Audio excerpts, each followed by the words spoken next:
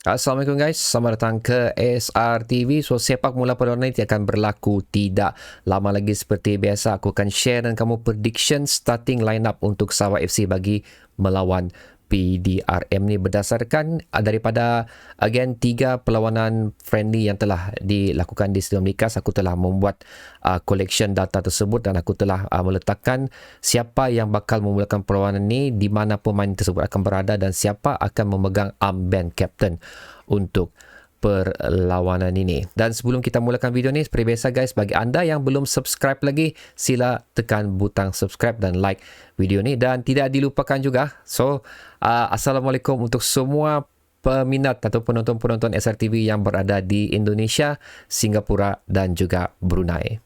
Jadi okay guys, ini adalah anggapan starting 11 yang bagi aku layak untuk memulakan perlawanan pertama Sabah FC bagi kempen Liga Super tahun 2023 ni, berdasarkan daripada sekali lagi berdasarkan apa yang telah dilalui perancangan OKS meletakkan pemain bagi 3 perlawanan terakhir yang telah dilalui di Stadium Likas, perlawanan international. Seperti kamu nampak di situ, agak tidak asing lah kesebelasan yang aku berikan ni daripada apa yang telah ditampilkan pada sebelum ni, di mana sekali lagi Irfan, Gabriel dan juga Dominic akan menjadi benteng utama kita, dan seterusnya right wing back kita akan dimiliki oleh Daniel dan juga Rizal. Dan ini adalah perubahan yang bagi aku di bahagian tengah lah, especially yang banyak menimbulkan macam persoalan untuk aku lah tentang siapa yang bakal dimulakan, bagaimana OKS mau bahagian tengah Sabah FC beroperasi, kerana tiap pemain yang Sabah FC miliki mempunyai penggunaan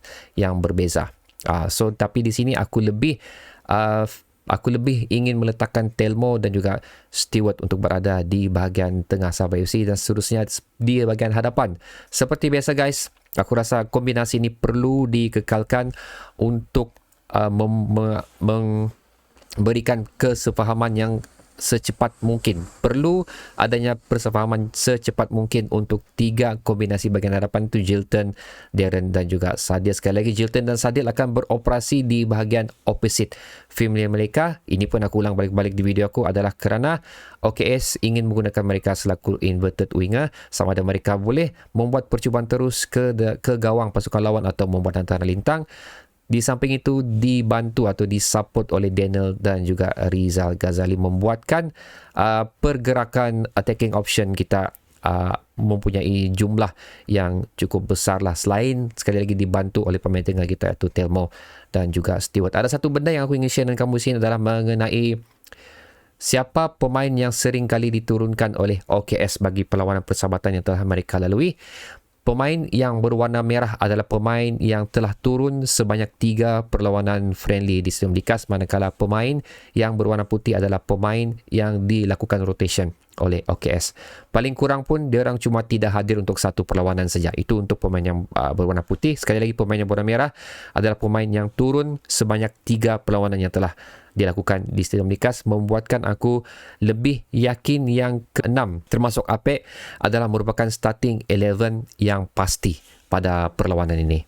Apa yang bakal berlaku di perlawanan ini aku akan share dengan kamu di ulasan untuk yang inilah. So, aku tidak akan sentuh banyak mengenai Jilton, gabungan Jilton, Daniel dan juga gabungan Sadil dan Rizal. Ini telah balik-balik aku sentuh pada video sebelum ni. Aku lebih akan menumpukan tentang keberadaan 2 pemain ni lah, tu Stewart dan juga Telmo pada perlawanan ini. Again, ia adalah merupakan satu position yang agak susah untuk aku pilih siapa yang bakal berada di bahagian tengah ni, tapi yang pasti Telmo akan berada di posisi tersebut. Cuma siapa Telmo akan digantikan itu menjadi persoalan. Tapi ini aku nampak Stewart lebih layak untuk berada di posisi tersebut. Sebentar lagi aku akan share dengan kamu kenapa.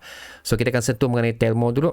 Keupayaan Telmo bagi aku cukup terbukti pada beberapa perlawanan yang telah beliau lalui sebelum ni, di mana beliau adalah merupakan individu yang telah diberi tanggungjawab sebagai advance playmaker yang seringkali diberikan kepada Badru Bakhtiar untuk perlawanan Liga musim lepas. Tapi oleh kerana beberapa faktor yang tidak membuatkan beliau berjaya diletakkan di bahagian center midfield, Badru Bakhtiar banyak dideploy ke formasi yang bukan sepatutnya beliau berada, iaitu forward dan juga winger. Tapi again, dengan keberadaan pemain-pemain baru, dengan depth squad yang kita miliki, aku rasa Telmo akan kekal untuk berada di bahagian midfield Sabah FC, di mana beliau akan berada di hadapan sedikit untuk membantu Darren Lock, Jilton dan juga Sadil. Seperti mana kita telah nampak pada perlawanan sebelum ni, Telmo adalah merupakan satu player yang mampu untuk memegang bola, is a holding midfield. Beliau sekali lagi mampu merancang pergerakan bola, membuat bukaan pemain ke kanan dan juga kiri, seperti mana yang kita nampak larian yang telah dilakukan oleh Jilton dan juga Sadil. So bagi aku, Telmo adalah merupakan satu player yang akan menjadi nadi utama Sabah FC pada perlawanan ni. Untuk Stewart pula guys, so aku lebih suka untuk melihat satu player di midfield kita yang mampu bertindak sebagai defensive midfield.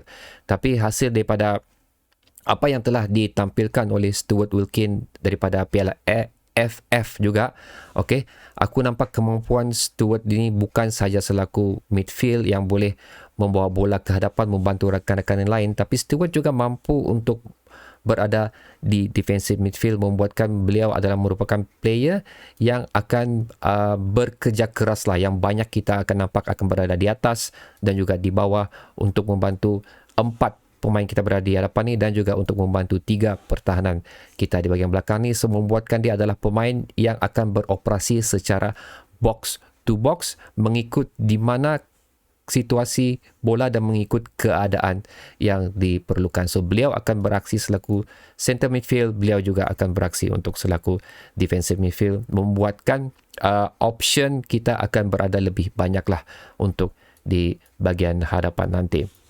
Dan seperti biasa guys, untuk Apek pula, Apek akan memegang armband untuk perlawanan ni kerana aku tidak rasa Badrul ataupun Park akan diturunkan selaku starting 11, tapi kemungkinan akan ada rotation dilakukan bagi mengganti di antara kedua pemain ni lah, Telmo ataupun Stewart. Jadi kita boleh nampak Park ataupun Badrul akan beraksi di perlawanan ni. Dan seperti biasa juga, formation 3-4-3 ni tidak juga akan kekal di sepanjang perlawanan seperti mana kita telah nampak pada perlawanan sebelum ni. Di separuh masa kedua, formation telah ditukar kepada 4-3-3 oleh OKS. Again, ini adalah mengikut keperluan bagi sesuatu perlawanan tersebut, bagi cuba untuk mengekalkan lagi intensity dan juga attacking force bagi Sabah FC. So aku nak akan sentuh lagi pemain-pemain lain, cuma sekali lagi di sini aku ingin melihat Darren Lock diberi servis yang secukupnya untuk beliau mampu menjaringkan gol. Ini aku akan ulangi sekali lagi, beliau adalah merupakan satu player yang cukup bagus untuk meloloskan diri daripada defender, melepaskan perangkap offside dan juga seringkali mampu untuk berada di dalam situasi 1v1 dengan goalkeeper, di mana untuk situasi ini Darren Lock memang mempunyai kelebihan yang cukup tinggi lah. So okay guys, itu adalah pandangan aku dan juga ramalan aku tentang starting 11, kedudukan pemain dan juga captain, siapa yang bakal memegang captain bagi perlawanan ini. Aku ingin tahu juga pendapat kamu, so sila tekannya di ruang komentar di bawah. So hopefully lah perlawanan ni Sabah akan berjaya mendapat keputusan yang kita inginkan. SMJ untuk kita semua. Assalamualaikum, semoga berjumpa lagi.